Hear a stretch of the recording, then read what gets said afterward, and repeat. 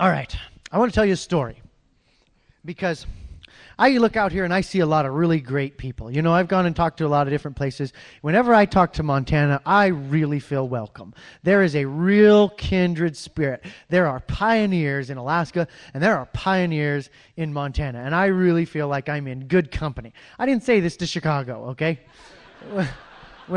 When I was talking to them, I was like, well, guys, it's a long road, but you can do it if you work hard. You know, you can do it. You know, that's what I said to them.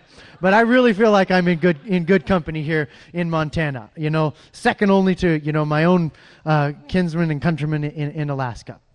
So when I see that pioneering spirit, that's what America needs. And I want to talk to you a few times about when I was young and, you know, discovered some pioneering spirit, okay? I was in Alaska, and there's all kinds of adventures to do there. It's huge, you know. We live in the Tanana Valley. The Tanana Valley is the size of Texas. And it's just, there's 30,000 people just right in the center, and that's it. And so there's just all this wilderness and all this opportunity. Now, the feds, I'll tattle on them a little bit because I never pass up an opportunity to bash government. They came to Alaska, and they just, in total disregard of Article 1, Section 8, where it says no, you know, they can have forts, docks, arsenals, shipyards, and other needful buildings, you know, and exercise like authority over the such as shall be necessary. That's it. No land, no federal land. They just totally ignored that rule of force again, instead of rule of law, which is the Constitution. And I had this in my pocket. If any of you wondered why he keeps tapping his pocket, it's because that's where my Constitution is. So they took just billions of acres of Alaska, and they turned it into Federal Bureau of Land Management land. And people who'd lived there their whole lives and had homesteads there that was their fathers before them and their fathers before them, the feds showed up and they're like, you can't have this anymore here because we own it now. And they're, oh, wait a tick. And they're like, nope, no waiting a tick, get out. That's what the feds said. And they said, well, the law says, we don't care what the law says. We got a black helicopter and guys with guns. You know, that's just how they operate. How do you argue with that? So what they did is, instead of fighting people off their land, what they do is they just wait until these old sourdoughs, miners, homesteaders, whatever, just living off the land out there, minding their own business, been there for generations. They wait till they come to town to get, you know, flour and bullets, and BLM would burn their cabin, burn their homestead. There's a lot of animosity in Alaska towards the feds, and rightfully so, because that is just wrong.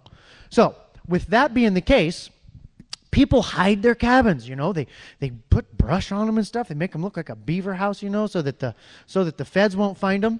And this story starts with just one such squatter cabin. That's what they're called, squatter cabins. Well, you know, when I got to Alaska, I was into hunting and fishing and trapping, and I wanted to go out to the Yukon Flats where there was good trapping. You know, I'd heard it was real good out there. You know, hadn't been anybody out there for a long time. I wanted to go see what that was. You know, I was 17 years old, rip-roaring for an adventure. I'd kind of already left home. You know, I left home when I was about 16 and worked commercial fishing, and, you know, went climbing mountains, you know, climbed to McKinley, and, you know, all sorts of adventures, and just everything that the frontier had to offer an ambitious young guy.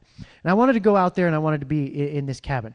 So I got a friend of mine to fly me out there. Secret cabin, nobody knows where it is. And he goes, well, how long do you want to stay out here? And I said, well, 2 weeks. I got 3 or 4 weeks worth of food. Come on back in 2 weeks. If the trapping's good, I might stay a little longer. So he flew me out there, and he dropped me off, and, you know, the weather was kind of coming in, and we had to come through the mountains, and lots of people die flying in Alaska. There's all these cabins out there, and, you know, people live in them and stuff, and, you know, I've heard of these, you know, crotchety old geezers that live out in this cabin all their life, you know, and never come into town and stuff. That's pretty common, but it's kind of new for me, you know.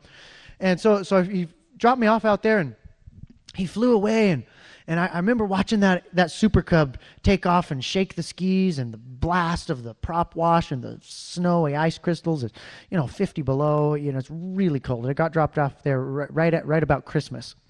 And he flew off, and I watched him circle around and head back towards those mountains, you know, as the clouds were coming down, and I just watched until the sound of that airplane went away, and it was just me there left in the deafening silence, all by myself. Total isolation.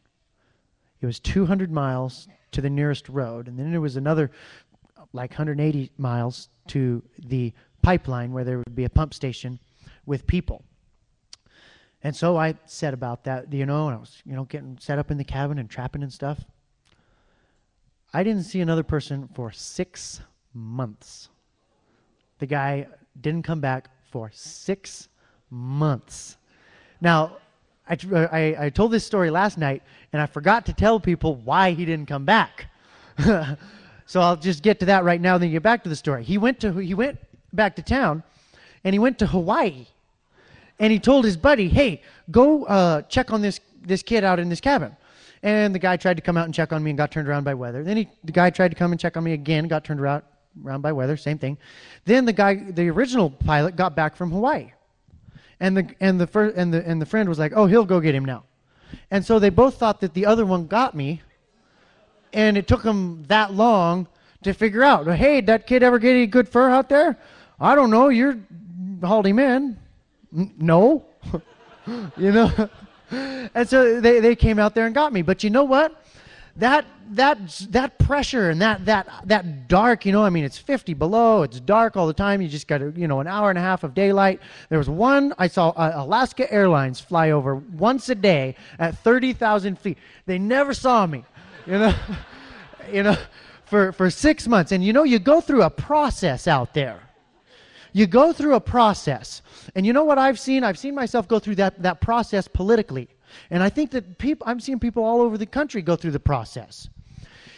You get out there and you're just defeated. You wanted to get out there so bad from town. Then you get out there and it just sucks. You're just stranded out there. You can't, there's no escaping.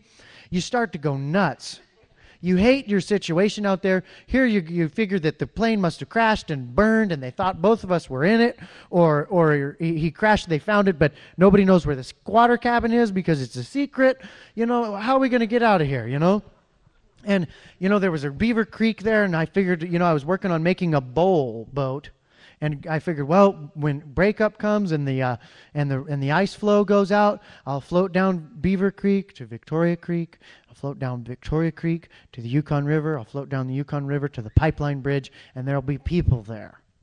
I can get in a pipeline service truck and get a ride back to Fairbanks. So this is like 600, 700 river miles because they, go like this, and in a bowl, is my plan. That's my hope.